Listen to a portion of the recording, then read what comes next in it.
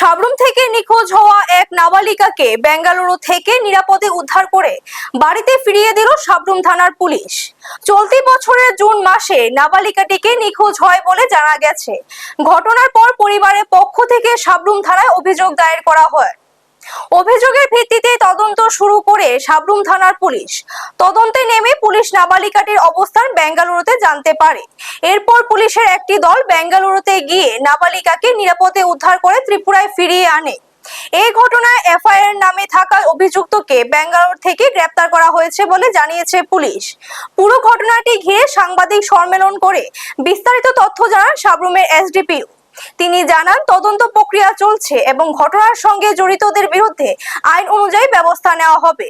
Bureau report, news তৎকাল 24। নমস্কার সবাইকে। আজকে সাবরুম থানার পুলিশ অফিসার্সরা একজন মাইনর গার্ল মিসিং হয়েছিল Sabroom in the month of June. তো ব্যাঙ্গালোর থেকে সেফলি রিকভার করা হয়েছে। কেস রেজিস্টার হয়েছে on case number 14 of Sabrum PS dated 27/6/26 under section 137 of BNS.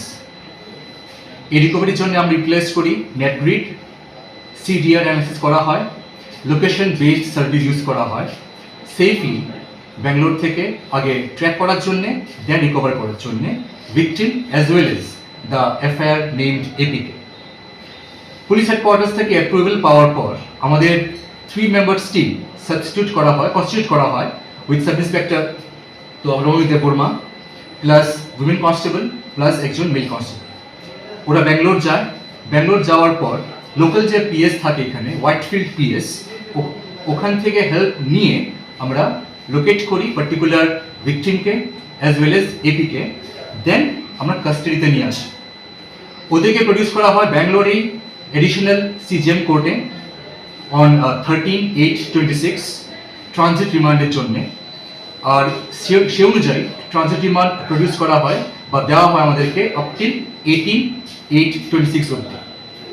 সে অনুযায়ী আমরা 14/8 মানে আজকে টিমটা রিকভার করে নিয়ে আসে victim child as well age আপনার যে এপিকে 3000 কিলোমিটার দূর থেকে নিয়ে আসি আমরা ইয়োর ভিকটিমকে।